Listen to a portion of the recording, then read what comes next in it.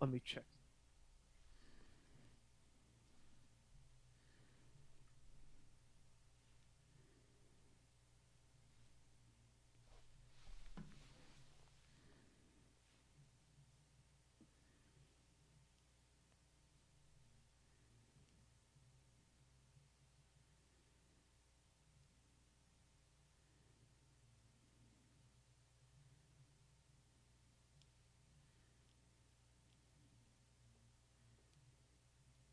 Check. Check. Check. I think we're live. Cool. Very exciting. Maybe. If anyone's tuned in right now, I'm trying out something different. So what you see is my green screen, but we're actually in OBS I got you. I streaming. got you. It kind of looks like that.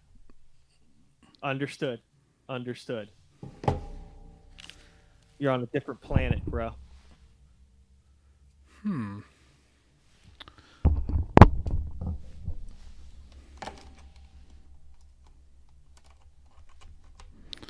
There, now maybe I'll hear you in my headphones. Okay. Hello. There, Hi it again. works. Okay. Very cool. Okay, so we're going to try this again now that I'm maxing out the Okay. audio. All right. All right. All right. All right. Hey, it's Bill, and you're tuned into the Pennsylvania Rock Show, featuring the best unsigned rock and metal that Pennsylvania has to offer right here on PARockshow.com, MegaRockRadio.net, 107.1 FM St. Louis, Missouri, AltRockRadio.ca in Hamilton, Ontario, Canada, on the west coast of the United States, on the beaches of San Diego, RoodarooRadio.com, across the pond, in Birmingham, United Kingdom, xrpradio.co.uk. I know I'm forgetting mine, but am I forgetting any other ones? Right here in the thriving metropolis of Leechburg, Pennsylvania, with our two red lights, buildascene.com. My name is Bill. This is episode number 552 of the Pennsylvania Rock Show. With me tonight is Brian. What do you want to go by tonight? Am I calling you Brian? Am I calling you Sikes? What are we doing here? You can call me whatever you want. Just call me. So, Brian Sikes Howe, there, we'll cover them all. That works. Totally Is works. probably the one person on the internet busier than me. I mean, I don't know. Hey, it's not a competition. We're just doing it. There's a lot to do. There's a lot of people out there doing cool stuff, and not enough people doing what me and you do. So there's a lot of people we got to cover. We got to pick up the slack of everyone else that isn't covering these bands, right? That's right. There's and with the current situation, there's a lot of bands that need to be covered so they can get out, because they aren't really being seen on stages as often right now. Totally. I would say this was a really good opportunity for bands that weren't very good at having a social media presence to figure it out, because that's really all you have right now. That's it. So, speaking of that, I just watched your CD release party on Facebook. Did it end up getting muted? Was it unmuted when you saw it? I watched it live. Oh, Well- sorry. To be honest with you, I didn't really try to get it unmuted. I wasn't very concerned with it, because we're going to be we're uploading it like one song a week to our YouTube page anyways.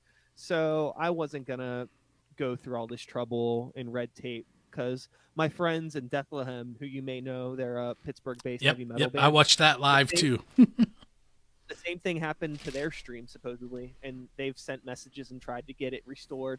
It hasn't happened, so I was like, well, I think I'll just put my energy into other things. I'm not particularly worried about it existing on Facebook anyways.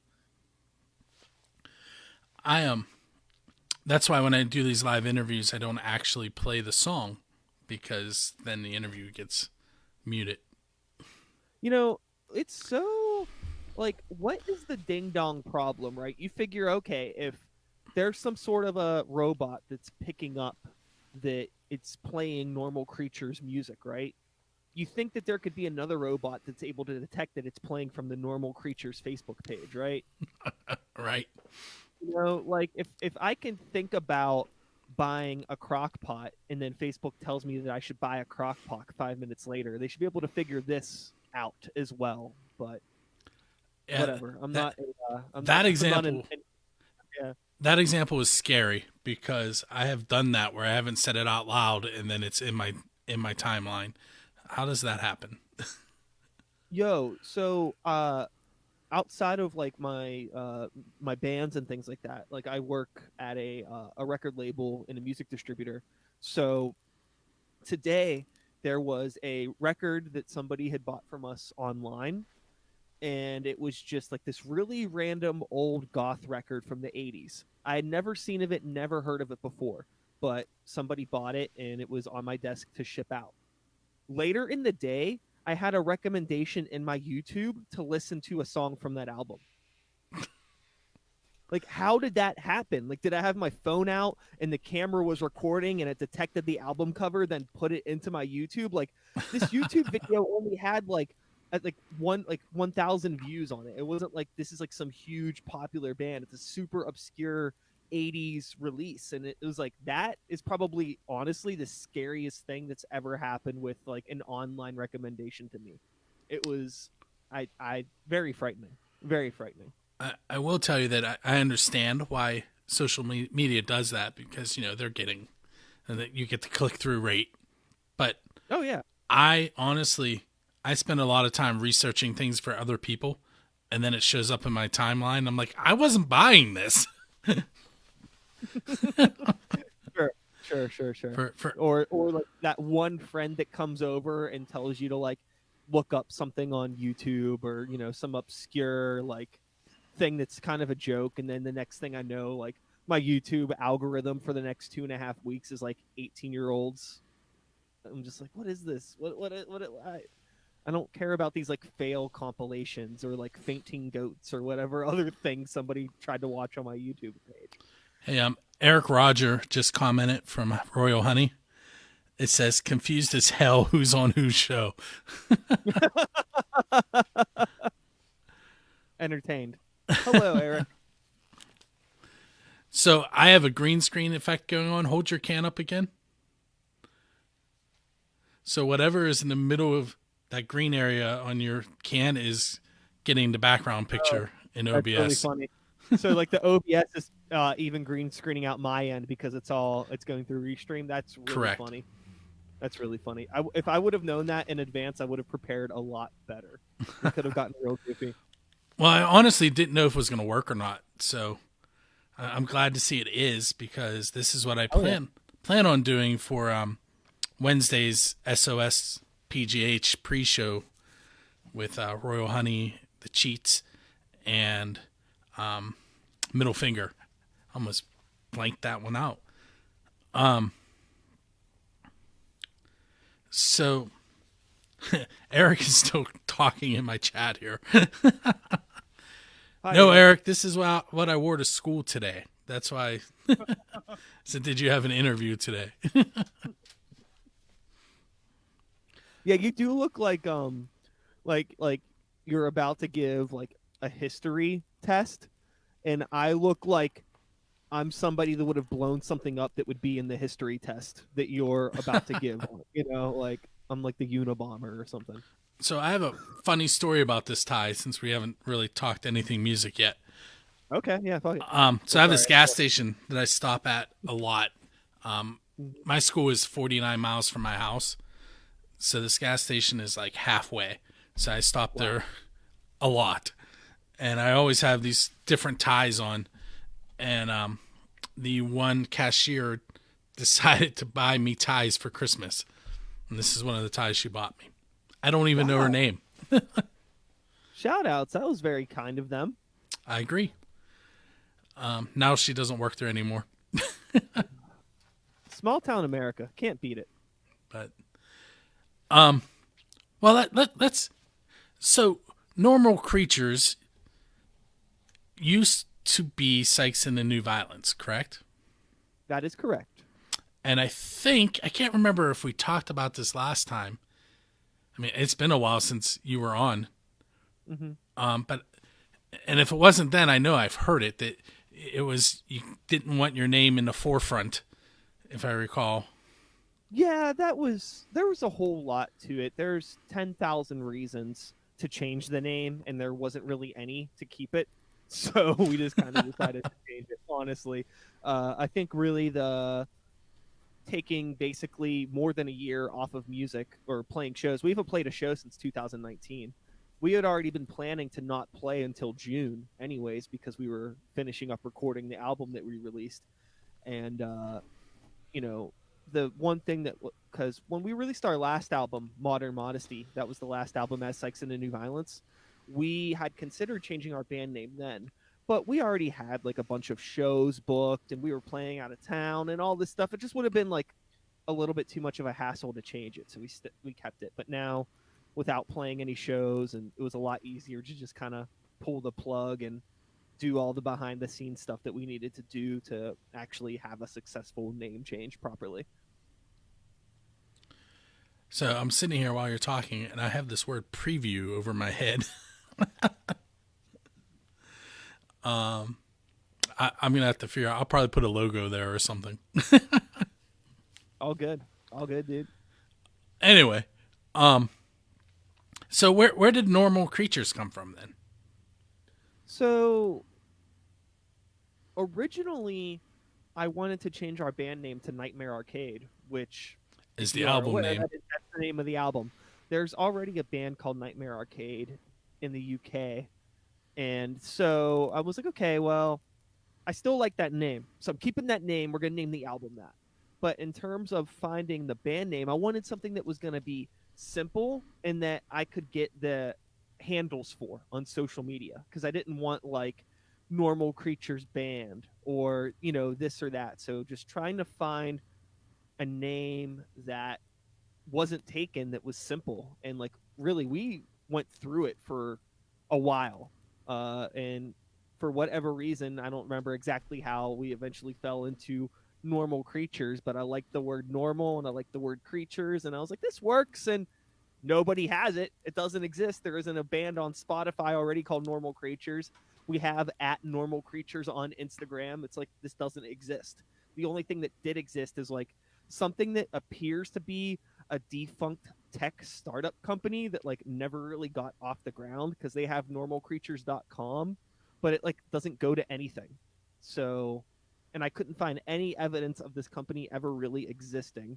So I don't know, maybe in, 6 more months I might be trying to buy that domain off of them, but for now we have normalcreatures.net. So that was really it. It's funny, in 2020, 2021, it's like I just want to have a band name that people can hear and can look up easily. I'm not even that worried about like the band having some deep meaning, which luckily we have been able to like BS together a deep meaning for the name.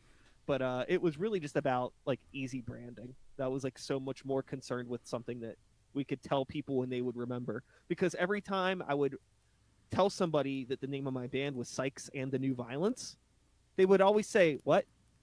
What'd you just say to me?" Because that's a lot of words. It's a lot of weird words to throw at somebody at like one point in time. So now I could be like, "It's Normal Creatures," and people will be like, "Okay."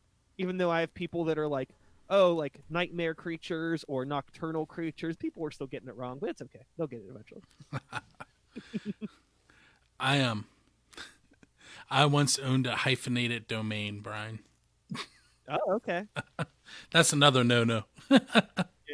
Yeah. Yeah, Sykes. Yeah, I just wanted it to be simple. That was it, really. I owned what was it?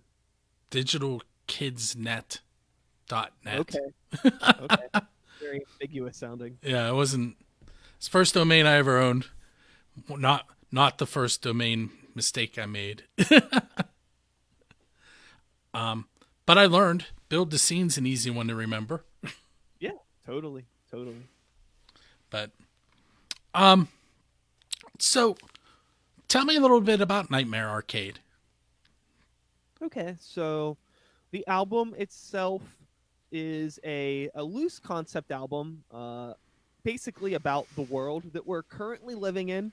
The idea came from the concept of all of these things that you have to deal with in life, and these things that are presented to you. Problems being like these really terrible games that you don't want to play, but you got to figure out and you have to play the game to get through life.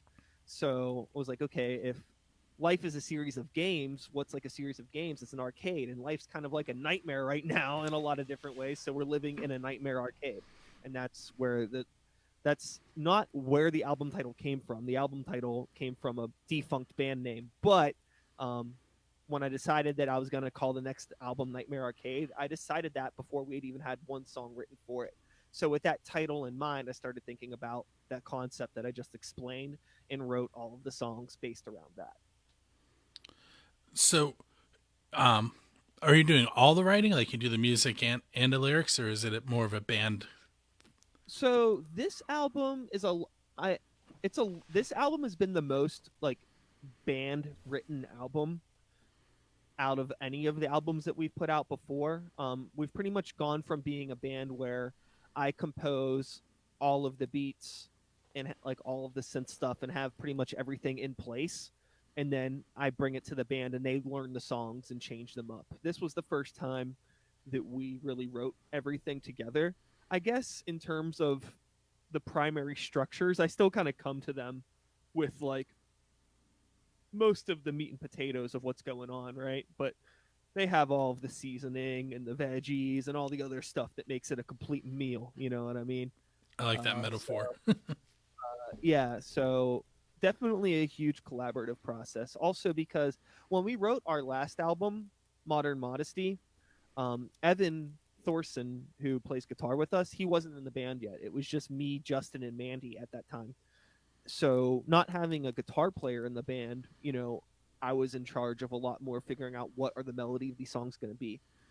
Evan ended up coming in at the very tail end of that album, and he just wrote a bunch of stuff to everything that already existed. So like he didn't write those songs with us; he just wrote stuff to stuff I like me and Justin had written pretty much because it was basically the two of us doing all the music on that with like Mandy adding her like vocal compliments to things as well. But this time I left so much open space because Evan's such a like a dynamic guitar player. He plays guitar in Grey Walker too. For anyone that hasn't made that connection, um, and so we left a lot of space for Evan to contribute to stuff. And I backed off writing a lot of like synth based stuff, so Justin could like write bass parts to what Evan was doing, or Justin could lay down stuff and Evan could write to that. But I would still have like the majority of the song structures written, and lyrically, I take care of everything lyrically. Um, since you mentioned Grey Walker, normal creatures you have written for genre. I can't speak genre. You had rock hip hop. What would you call Yeah, what would you call Grey Walker? I just like to call Grey Walker a metal band. I try not to get too picky about these things.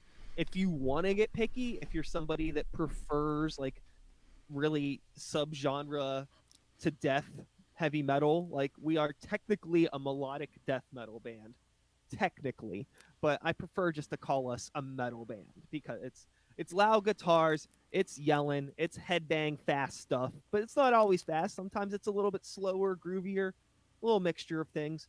We've been called metalcore before, which is totally fine if you want to put us in that category. Uh, I just prefer metal. Keep it simple. That's a I remember like I'm not the oldest crayon in the box, but I'm old enough to remember record stores, and like there's never been a melodic death metal section. There isn't the metalcore section unless you go out to like Preserving Underground. Shout outs to AJ. He has like the coolest record shop in the area now. But where is you know, that at? that's out in New Kensington. I thought so. It was under a police station at one point, wasn't it? Yeah. Now he has like a whole church building that he got. It's right across the street from the other where it was before. But yeah, he has like a lot of like the fun thing about shopping at his store is like he takes it to that next level with all the like subgenre categories. It makes it really fun to flip through records there. But I mean, most of the time, if you're going to a store, you're lucky if you even get a metal section.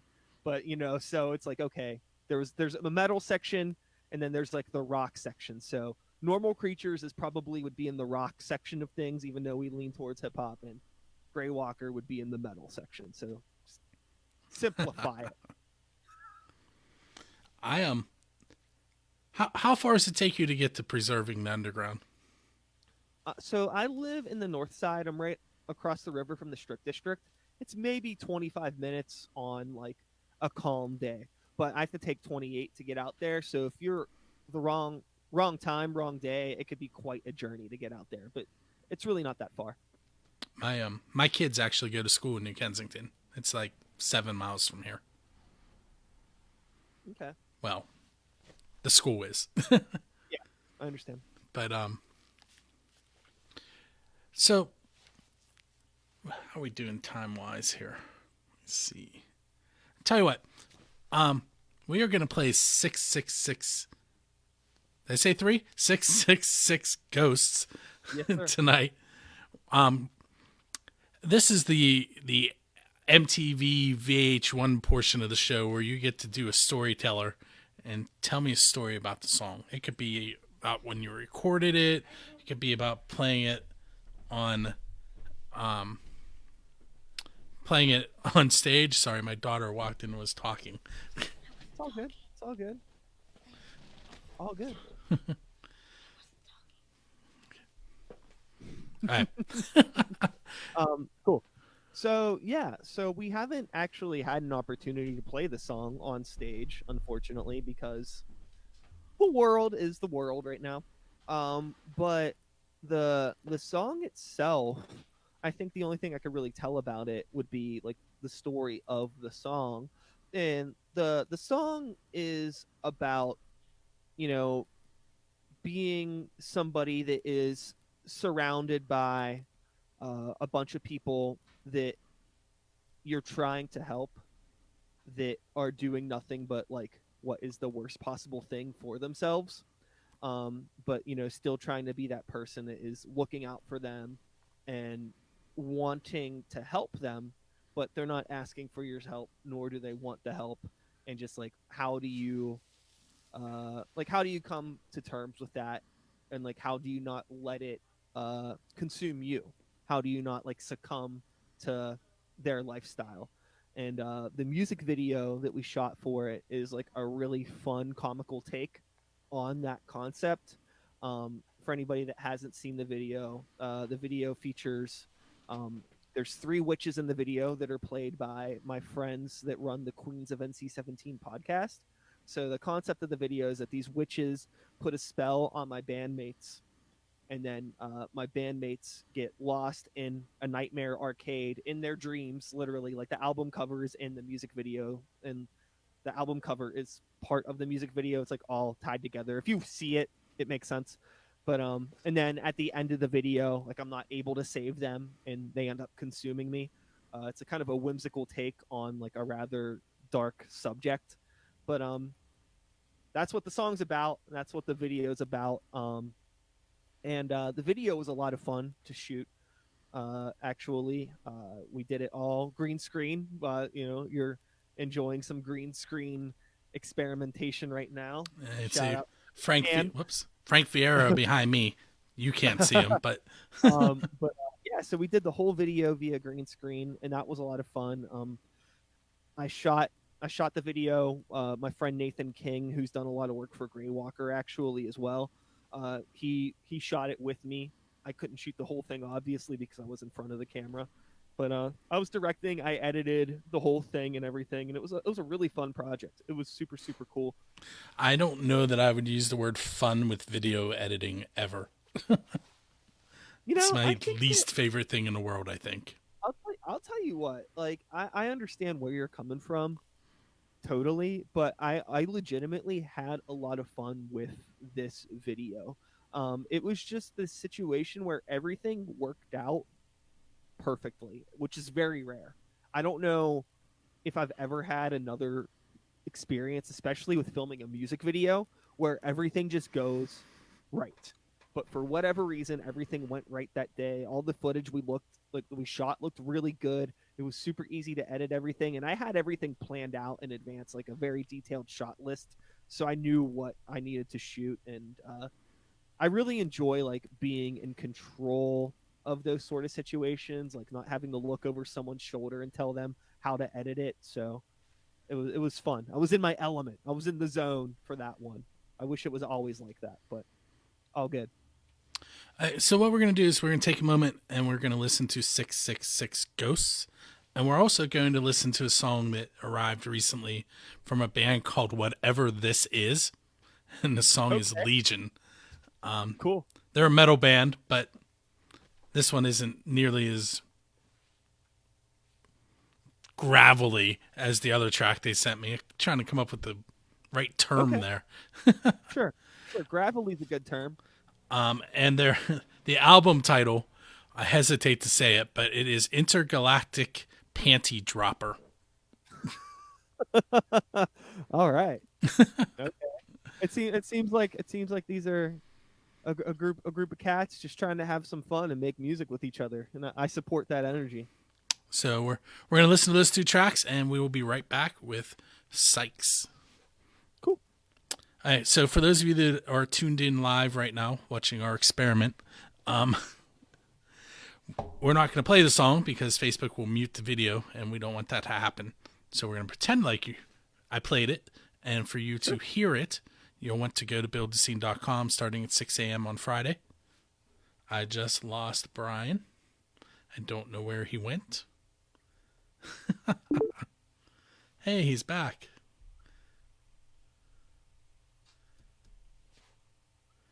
Huh. At least it happened when we weren't. All good. You disappeared for a moment. You disappeared for a moment on my end. That's weird. Yeah. Hey, so anyway, we're going to come back in and pretend like everything was working. Cool. Okay, that last track was by Whatever This Is, Legion. And right before that, you heard Normal Creatures, 666 Ghosts. With me tonight is Brian from Normal Creatures. You have a lot of other things that you have your hands into. Why don't you give us a little bit of information about your podcast and some of the other things you've been doing? I watched you drawing on Twitch the other day, which was cool. Yeah. So I host a podcast called Start the Beat that is focused on like underground arts and entertainment, not too different from what your good friend Bill here does with Build the Scene. I've been hosting the show since 2014. I think episode 376 is dropping tomorrow. So yeah, I upload every Tuesday, and also attached to Start the Beat, there's like some kind of like there. I hesitate to use the word vlog, but I do like short videos too that are just me. Whether like I might be talking about an album that I really like, or like I talk about like life sometimes, or just like my favorite snacks, or like a movie I think you should watch. And I release all that stuff under Start the Beat, but they're always like little like 10-minute videos. But I also do the weekly podcasts. I have a Twitch account now, which is a new thing. And I've been doing a bunch of different stuff on there, like live podcasts, drawing, as Bill had mentioned. I've also been doing days where like I just like am like editing songs, so you can like hear me working on like a Normal Creature song or a Some Faith song, which is another band that I'm in, which I suppose that's a good segue to get into that. I play in a band called Some Faith. It's like more electronic, dancey, gothy sort of stuff with my friend Indigo. I also have Normal Creatures, which is the rap rock band that we're talking about today specifically. I also play in a band called Greywalker that is a metal band, as we have already discussed. Aside from all of that, I'm just a human. I enjoy cooking food. I enjoy, having a little drink here and there. A little whiskey or something. A slice of pizza. I'm a pretty normal guy. Pretty normal, pretty boring individual. I like movies. I watch lots of corny TV shows with my girlfriend on Netflix and whatnot. And hey, I just hang out. That's all. That's it. That's pretty much it. That's the full rundown. Oh, and I also work for a record label called Get Hip Records. They are a Pittsburgh-based record label and distributor who have been in business since 1985, which is ironically as long as I've been alive. But I've been working for them since 2013. So I've been working for them for almost a decade. And yeah, that's pretty much that's the Cliff's Notes, I suppose, on everything I do. See, I told you he was busy. So I was talking to someone, and I'm not going to out who they are, but they were complaining about something in the scene. They're like, well, there's only the three of us that were trying to run it. And I'm like, I do all my stuff by myself. You just have to do it.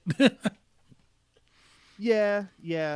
I think that, people expect too much. I think that, I've been, I can't speak for you, but you've been doing your show longer than I have. And, you've talked with bands from all over the place. And it's like all these bands have the same problems and they all complain about the same things when they do complain. And it's really just like nobody is going to go out of their way to really help you, really.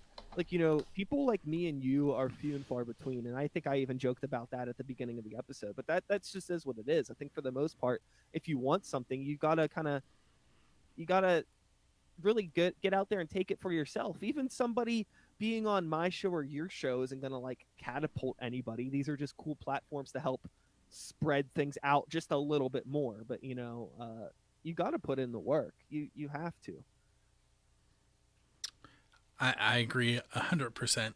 And one of the things that I tell anyone who comes to me, like, hey, I want to start a podcast. I'm like, are you sure you actually have that time? And they're like, well, yeah. And I'm like, you realize that you have to put it out on the same day at the same time every week. Oh. The thing I always tell people, like, I don't know if I can swear or not, so I won't.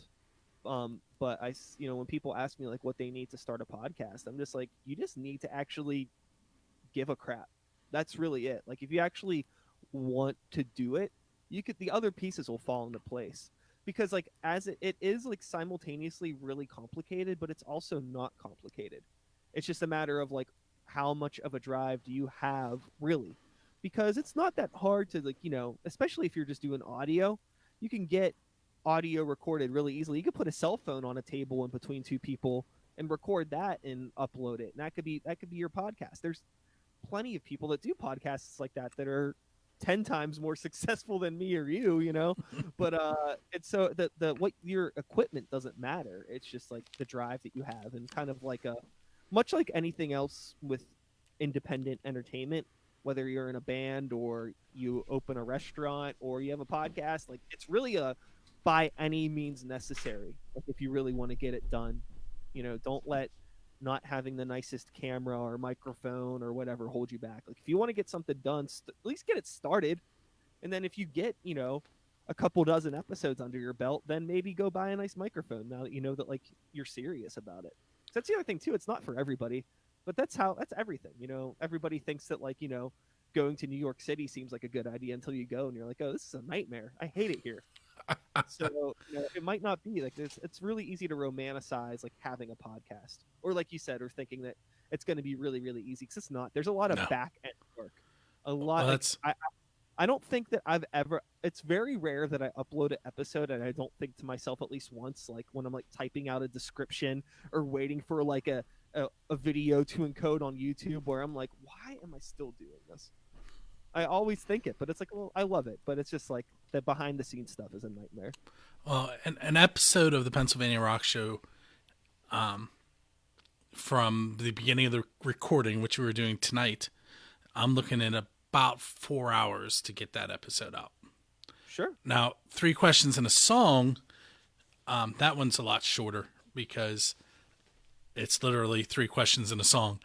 It's, I don't have to edit 5 to 10 songs into the audio.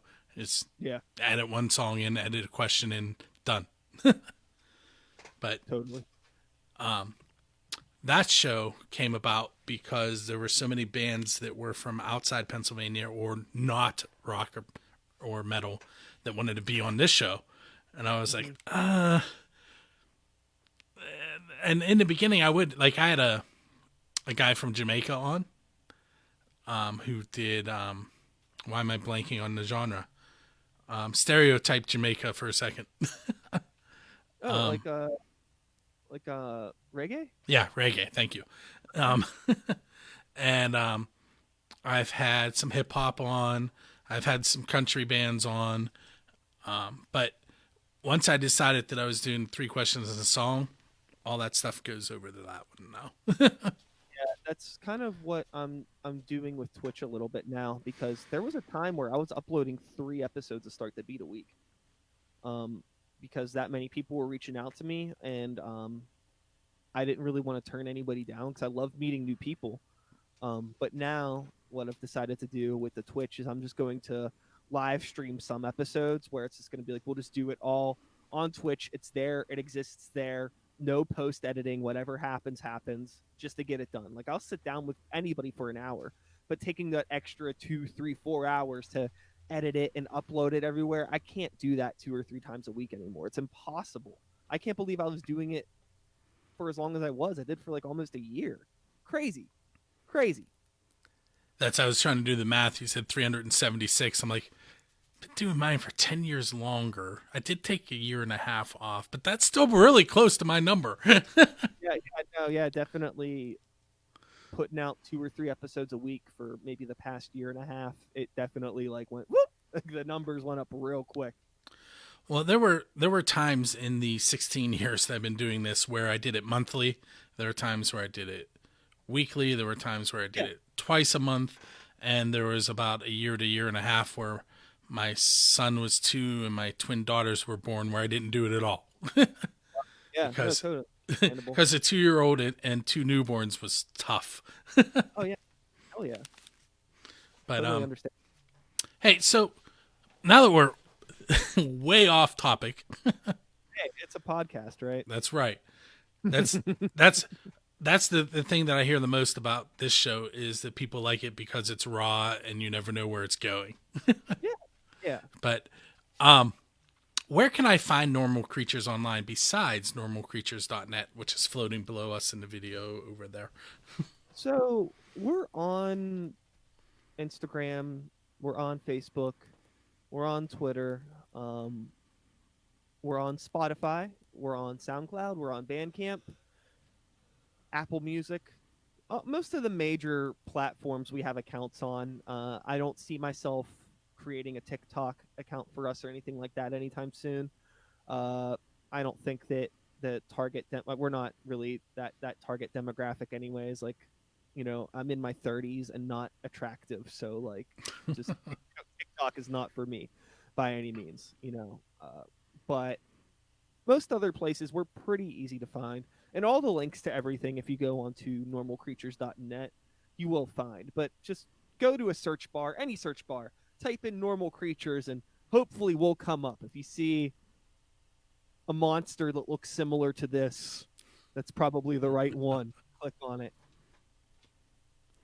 That's I avoided video for over 15 years, and then the pandemic happened and I had a camera sitting around. Yeah. And it morphs constantly when you're doing it this long.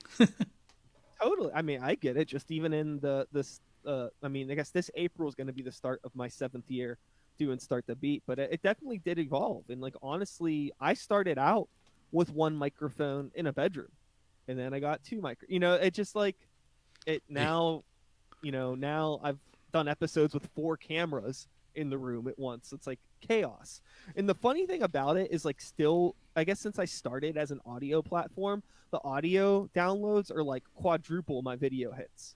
Always. It's like most people still listen to the audio, and it's like, do I need to do all of this video stuff? But I like doing it. It made me a lot quicker at video editing too. Editing 3 1-hour videos for a year and a half will definitely get your chops up. I do not edit the video. I only edit the audio. As I mentioned earlier, I hate editing video. Fair enough. I will say, though, I do like playing with the green screen. which is See, that's why I liked doing that video so much. It was fun getting to manipulate everything, and it's fun when things work. I think that sometimes, like, when video editing, it might not be, your equipment may not cooperate. It could be really, intense on a computer at times. And if I ever am editing something and like it's not going smoothly, then it becomes frustrating. But whenever things are fun and things are working smooth, then I'm in the zone and I enjoy it. I'm going to use that as a little bit of a segue since we're talking about the video and live streaming. I'm going to click on a different scene real quick, which you can't see. But those of you that are live will see it here momentarily. It is the SOS PGH version of what I will be live streaming. Cool. You can see Royal Honey, the Cheats, Middle Finger, all the sponsors, which are the Next Door Cafe, Shady Lady Studio, Grassroots Show, Second Scene, 10 Band Productions, Endeavor After LLC, Build the Scene. Hey, that's me. Ryan McCutcheon, Rhythm 19 Fund, The Vault, and Stuff Music, Alexis Art and Design, and Flying Scooter Productions.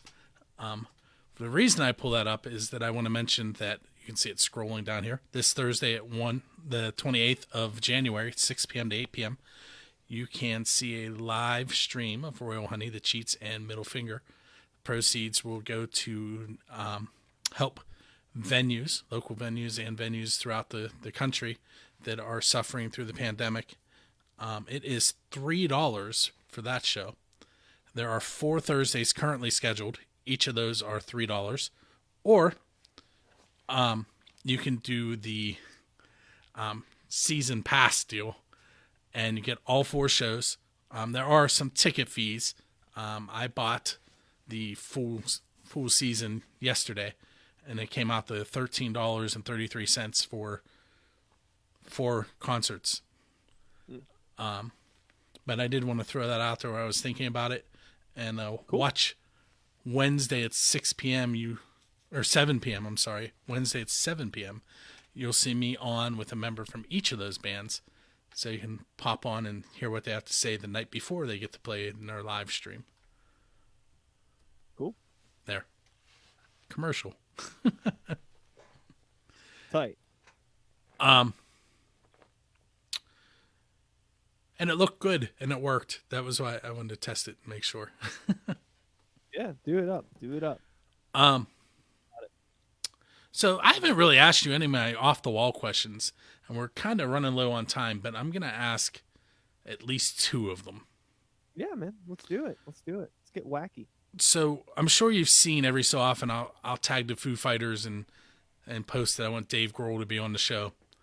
And my goal is I want him to come on and talk about when they bring people up on stage to play with them.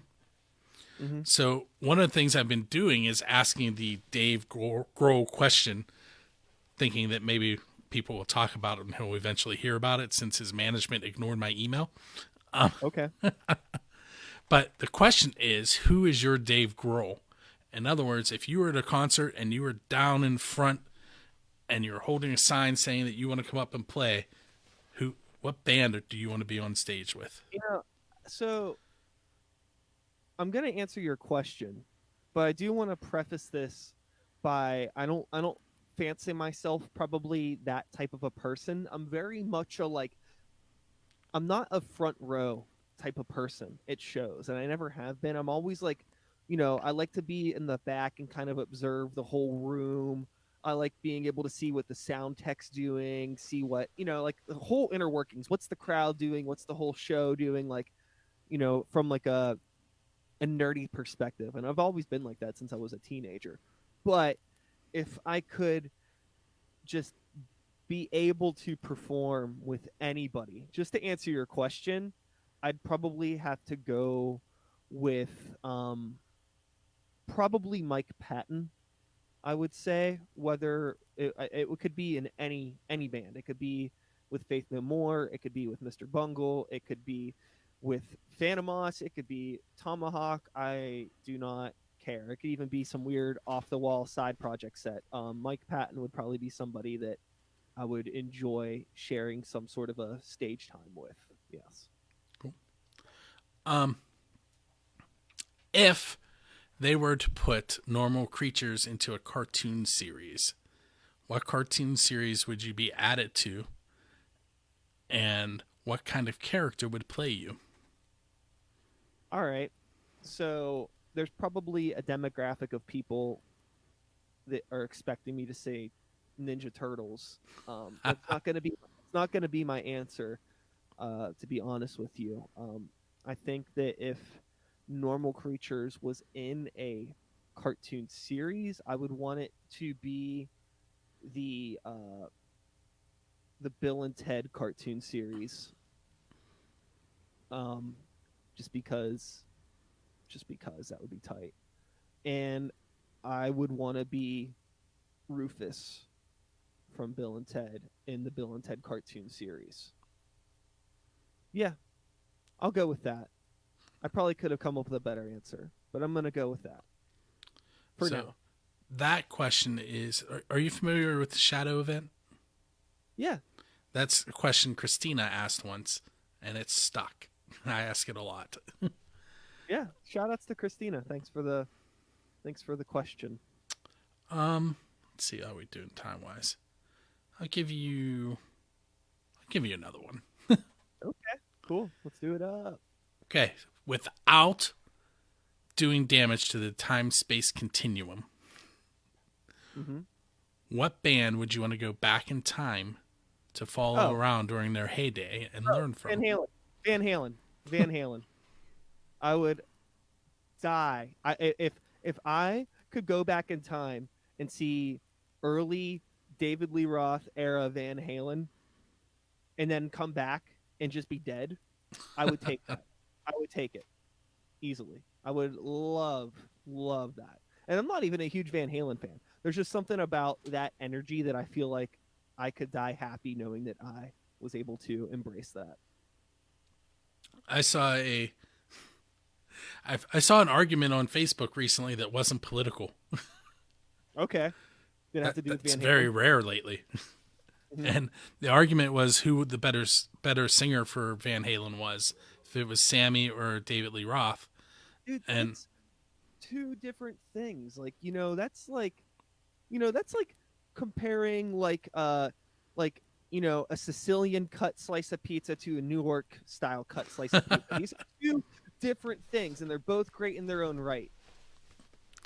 The one argument that I did like was someone said, well, if you're talking about today, David Lee Roth can't sing his own stuff and Sammy could sing both of theirs. Sure. That's not a valid point, or that's not a wrong point by any means. But I wouldn't go out of my way to really say anything negative about either of them. I think that it's really cool that Sammy Hagar happened because it allowed the band to continue. I don't think that band could have continued doing what they were doing for any much longer than they did. So it's cool. It's cool to see bands grow and be able to continue to put out cool music. I definitely prefer the David Lee Roth stuff over the Hagar stuff, but I'm not because of I wouldn't say that I don't. It's just I think that the Hagar stuff is probably better songwriting from a radio perspective, but that early stuff is just so much energy and attitude and just sass. I think my take on it is that David Lee Roth was more of a front man, and it was more exciting watching anything that I saw live. I agree. I think Sammy's a better singer, but I like David Lee Roth stuff better. Yeah, I think that there's a weird thing a time that comes for a lot of rock bands where they have to grow up, and not every band ages gracefully, but fortunately enough for them, they were able to age gracefully, and Hagar was a huge part of that. But, hey, last question, and you can cover all three bands, right? Three? Yeah. Three all three with it. What do you have coming up? So, we haven't. So, Normal Creatures just released a brand new album, Nightmare Arcade, as we have talked about at the beginning of this month. That just came out. At the end of October, Some Faith had released our debut EP, and Normal Creatures and Some Faith are both continuing to work on new music in addition with like music videos and other things that are planned for our releases. We're just kind of being as much bands as we possibly can be, given the pandemic, which leaves the big, wide open mystery that is Greywalker. Greywalker has been very silent about what we are doing. We haven't made one post on social media, I think, since June. And prior to that, we hadn't made anything since March. I think we went live on Facebook Live for our first practice back, but we haven't posted anything since then. But I don't want to give away too much, but I will say that there's going to be another release coming very soon. I thought you were going to say stuff is happening. Yes, stuff is happening with Greywalker for sure. We haven't said anything publicly yet, but there's a lot of stuff that is happening, has happened. Yeah, so if anybody's looking forward to that or wondering what we've been up to, quite a bit. So we've just been keeping it low key. All right, so with that, we're going to call episode 552 done. My name is Bill. I want to thank you for coming on, Sikes. Thanks for having me, Bill. And make sure you check them out at normalcreatures.net. You got 2 other domains for me? Sure. 3? Actually, if you just go to briansikeshowe.com, you can, everything's linked on there. Actually, that'll link you to all my bands, the podcast, my artwork. Literally everything that I do is on briansikeshowe.com if you really need to know. And if you just want to follow me on social media, I'm at Brian Sikes Howe on everything. So very easy to find. Cool. All right, so once again, this has been episode number 552. We have a couple more of the best unsigned rock and metal tracks to throw at you. When you hear John, the American Hill Jack Lane, speaking, you'll know you have reached the end of this episode. Make sure you check us out each and every Friday, 6 a.m. on the website, 8 p.m. on the radio station, and go to parockshow.com to see about the schedule on all those other stations because I don't have that memorized. We'll catch you next week. Peace out.